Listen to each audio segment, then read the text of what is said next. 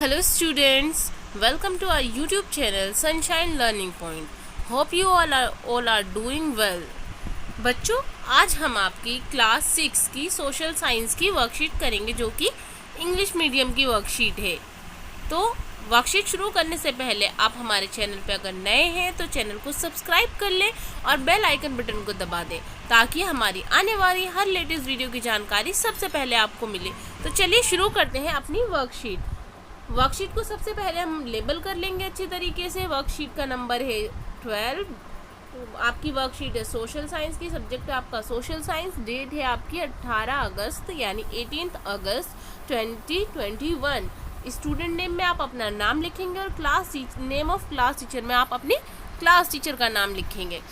तो जो हमारी आज की सोशल साइंस की वर्कशीट है वो है chapter 1, the earth in the solar system. जो हमारा सोलर सिस्टम है उसमें अर्थ यानी हमारा जो सूर्य का आपने पढ़ा है ना सोलर सिस्टम के बारे में। तो सोलर सिस्टम में हमारी अर्थ कहाँ पर है, उसकी कौन सी दिशा में है, क्या कंडीशन है, इसके बारे में हम जानेंगे। उसके अंदर भी हमारा एक स्पेसिफिक टॉपिक दे रखा है, the earth and the moon यानी कि पृथ्वी और चंद्रमा। तो सबसे पहले हम जानेंगे अपनी पृथ्वी के बारे में। द अर्थ किसके बारे में बच्चों? अर्थ के बारे में। The earth is the third nearest planet to the sun. In size it is the fifth largest planet. It is slightly flattened at the poles. That is why its shape is described as a geoid. Geoid means an earth like the shape. From outer space the earth appears blue because its 2/3 surface is covered by water. It is therefore called a blue planet. तो बच्चों हमारी पृथ्वी कैसी है? पृथ्वी जो है हमारी जो सूरज के सबसे करीबी ग्रह हैं उनमें तीसरे नंबर पे आती है, यानी सबसे पहले मरकरी है, फिर वीनस है, फिर अर्थ है। तो तीसरे नंबर पे जो सूर्य के सबसे नज़दीकी यानी सन के सबसे नज़दीक ग्रह हैं उनमें सबसे तीसरा ग्रह है, और जो हमारे सोलर सिस्टम के सभी ग्रह उनमें पांचवा सबसे बड़ा ग्रह है, यानी ये ग्रहों की साइज के हिसाब से 5वें नंबर पे आता है। It is slightly flattened at the poles. ये जो हमारे पोल्स होते हैं, पृथ्वी के 2 पोल है ना, नॉर्थ पोल और साउथ पोल, यानी ऊपरी ध्रुव, उत्तरी ध्रुव और दक्षिणी ध्रुव। तो ये जो दोनों पोल्स हैं, चाहे वो उत्तरी ध्रुव हो चाहे दक्षिणी ध्रुव हो, वो यहाँ से थोड़ी चपटी है, देखा जाए तो ऐसी है, यहाँ से थोड़ी चपटी, इसीलिए पूरी तरह से गोल नहीं है। That's why shape it describe as geoid, इसलिए इसको जियोइड यानी चपटी सतह पे माना जाता है। ये पूरी तरह से वैसे गोल है लेकिन एक अंडा का बॉल की तरह नहीं है। जियोइड मीन्स अर्थ लाइक अ शेप, जो पृथ्वी की शेप है। From outer space the earth appears blue. अगर हम अंतरिक्ष में बाहर से देखें तो हमारी पृथ्वी कैसी नज़र आती है बच्चों? ये आपको दिख रही है ना ब्लू कलर की। तो आपको पता है ये ब्लू क्यों दिखाई देती है? क्योंकि जो हमारी पृथ्वी है इसका 2/3 यानी 2/3 भाग जो है पानी से घिरा हुआ है।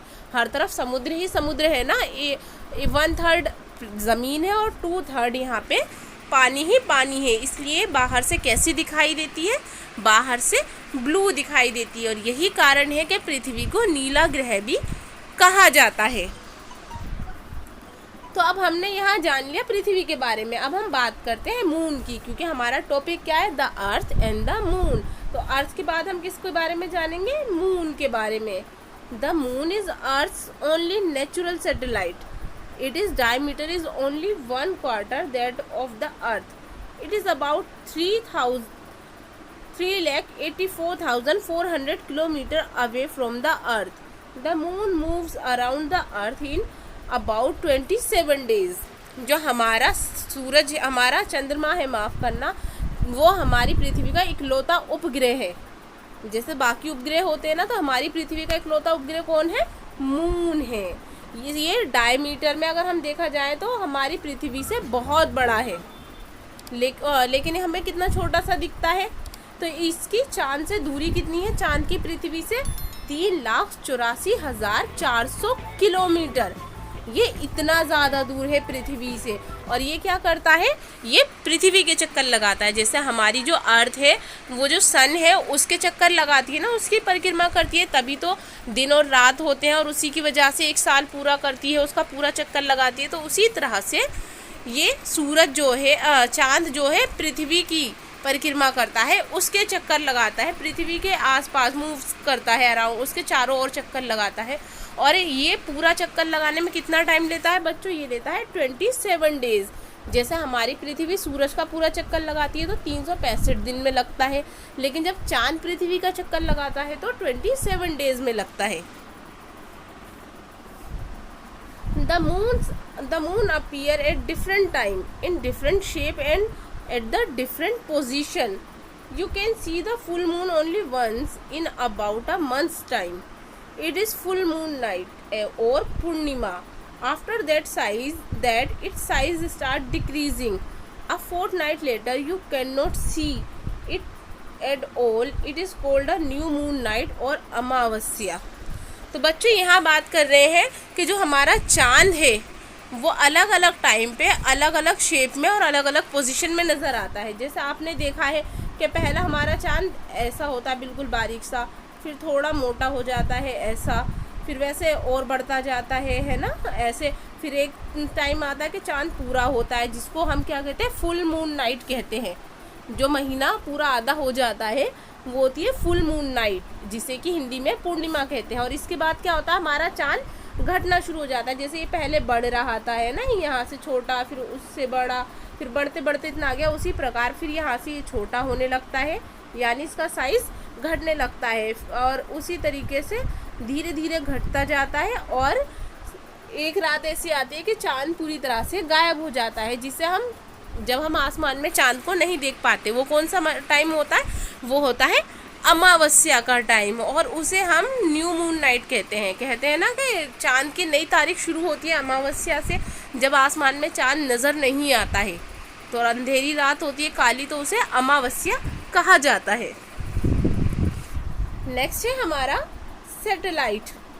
A satellite is a celestial body that moves around the planet in the same way as the planet move around the sun. Satellite क्या है, एक सेलेशियल बॉडी है जो कि प्लैनेट्स के चारों ओर चक्कर लगाती है। ठीक उसी प्रकार जिस प्रकार जो प्लैनेट्स होते हैं वो सूर्य के चारों ओर चक्कर लगाते हैं, और हमारी सैटेलाइट क्या पृथ्वी की, वो है चांद यानी कि मून, जो उपग्रह है। सैटेलाइट को क्या बोलते हैं, उपग्रह। ये क्या करते हैं, प्लैनेट के चारों ओर चक्कर लगाते हैं। और प्लैनेट किसके ओर चारों चक्कर लगाते हैं, चारों ओर चक्कर लगाते हैं, वो लगाते हैं सूरज के। अब बात करते हैं हम इंटरेस्टिंग फैक्ट की।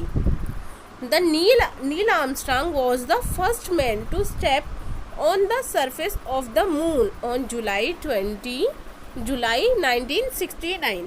जो नील आर्मस्ट्रांग थे, जो कि एक अमेरिकी थे, वो दुनिया के पहले इंसान थे जिन्होंने चांद पर पहला कदम रखा। और ये कब रखा था उन्होंने चांद पे पहला कदम, 20 जुलाई 1969 को उन्होंने चांद पे पहला कदम रखा था। ठीक है, तो अब बढ़ते हैं अपने क्वेश्चन आंसर्स की तरफ हम लोग। तो हमारा क्वेश्चन नंबर 1 है, why the earth is called a blue planet. तो अभी हमने ऊपर पढ़ा था कि अर्थ को ब्लू प्लेनेट क्यों कहा जाता है। तो आप आंसर में यहाँ से यहाँ तक लिखेंगे। आंसर नंबर 1 आप ये डाल लीजिए, ये आंसर नंबर 1 है कि ब्लू प्लेनेट क्यों कहा जाता है, क्योंकि बाहर से देखने पर हमारी पृथ्वी जो है नीली दिखाई देती है, क्योंकि इसका 2/3 पार्ट जो है सरफेस है वो पानी से घिरा हुआ है, और इसीलिए इसे ब्लू प्लेनेट कहा जाता है। ये हो गया हमारा क्वेश्चन नंबर 1 का आंसर। नेक्स्ट है हमारा, what do you understand by satellite. तो अभी हमने जाना कि सैटेलाइट क्या है, हम सैटेलाइट के बारे में जाना ना कि ये है आपका दूसरा आंसर।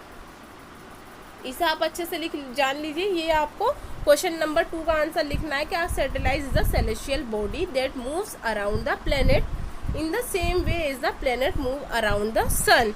ये है हमारी सैटेलाइट। ये सैटेलाइट से हम ये समझते हैं। ठीक है, ये हमारा सेकंड क्वेश्चन का आंसर हो गया। नेक्स्ट है हमारा, who was the first astronaut to step on the surface on the moon. अभी हमने पढ़ा कि वो कौन था, चांद की सतह पर कदम रखने वाला सबसे पहला एस्ट्रोनॉट कौन था। तो ये आपका आंसर हो गया नील आर्मस्ट्रांग। कौन है, नील आर्मस्ट्रांग। ये आपका 3rd नंबर हो गया और ये है आपका 2nd नंबर। ऊपर वाला हमने पढ़ा वो 1st नंबर। तो आपको तीनों क्वेश्चंस के आंसर मिल गए हैं। आई होप कि आपको ये वीडियो पसंद आई होगी, और अगर आपको वीडियो पसंद आई है तो वीडियो को लाइक करें, हमारे चैनल को सब्सक्राइब करें और इसे अपने दोस्तों में ज़्यादा से ज़्यादा शेयर करें, और बेल आइकन बटन को दबाना ना भूलें ताकि हमारी आने वाली हर लेटेस्ट वीडियो की जानकारी सबसे पहले आपको मिले। तो जुड़े रहें हमारे चैनल के साथ। Thank you for watching. Stay home, stay healthy, stay safe.